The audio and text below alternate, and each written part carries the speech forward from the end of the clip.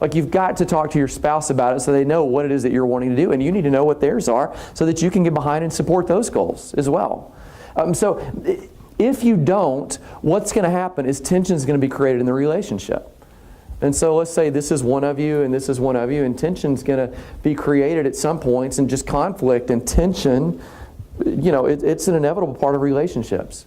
So, by the way, the first time I taught this, I was using a little rubber band exactly like this. And then David Robinson, who taught customer service, did an amazing job yesterday, by the way. Decided that he would up me and send me a larger rubber band. And so he, made a great picture on Facebook and shot, a big rubber band. And so I shot back.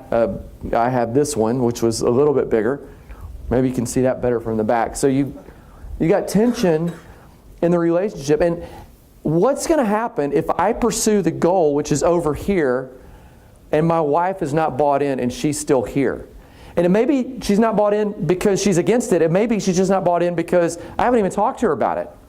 Like, I'm just getting fit and she has no idea. Or I'm, got this dream to write a book and she has no idea that I'm going to be getting up early and staying up late. She's wondering why I'm not going to bed with her, in the evening. And, so what's going to happen with all this tension?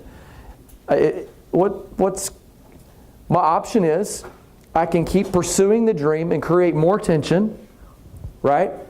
Or I can stop pursuing the dream and go back and get the relationship and loosen up the tension. Doesn't mean the dream has to go away. It's like, hey, David, why don't you come up here? Because David got to be a smart aleck about this. And he decides in the San Diego advance to present me with these rubber bands. These are, I think these are British rubber bands, right, David? That's what. Listen. What actually happened was, Andy made the mistake with this picture in your book, and he said that American rubber bands are always bigger. That's what happened. So, of course, what could I do? So he sent me the British version, the British equivalent of whatever this is. So I'll just be me and you be you. All right. So I'm in a relationship with David. It's not. I'm a Queen Scout. He is not. Look.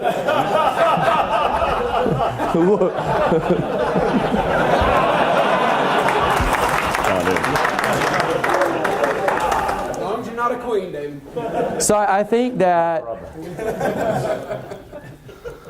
and the reality is, so look at this. Like, let me have another dude up here. That's because, I'll come with Chris Baslin. You get a little guy in here. All right. So I've got a relationship, and let's just say, you guys are you're tethered like this. Hopefully, you're tethered like this. So if work's pulling me one way, and my fitness thing's pulling me another way, like I can't do both. Tension's going to happen in one or the other, right? And what if my wife's pulling me a different direction? Right? I've got to keep these relationships somehow close to me and keep the tension of them all together. And if I pull too far from one, like, one's going to go. Does that make sense? And sometimes some of these relationships do need to go. But oftentimes, if I can keep them in tension and keep them close and honor the people, now I just need one of you, because I think we got the idea on that. So maybe, go back to your seat. We've already given you a great prize, or I'd give you one for coming up here. When I've got a relationship of something that's going on, and let's just say this is a work goal, and he works for me, or he's on my team, and I'm trying to get him to do something. This would apply to marriage, this would apply to fitness, this would apply to anything. If I'm pursuing a goal that's over there, if I outrun it, I can break the tension on this and lose the relationship.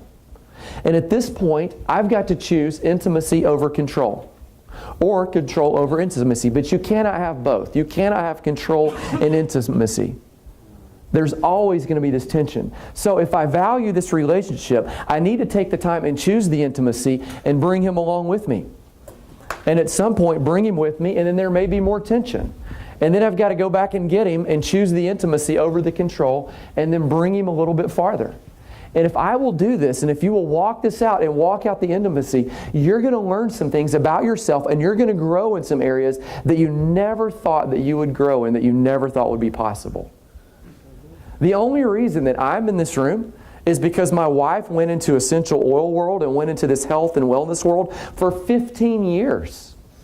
Like, she was doing this stuff like when our first kid was born, and I was so unhealthy that we would walk by Target at the end caps there with the where they've got, you know, the checkout counter, and they've got the refrigerators, the small point of sale. Like, hey, yeah, I need to buy a soda right now because I'm checking out, and it's been such hard work walking all of the shopping aisles.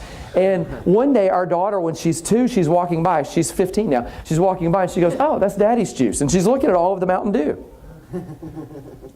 Daddy's juice. You know, and she went and grabbed one and thought, I might like one. We're giving her her sippy cup, and she's like, "Here, take one." I was unhealthy, but it was her not going, you be her and I'll be me. So go like that way towards health and wellness.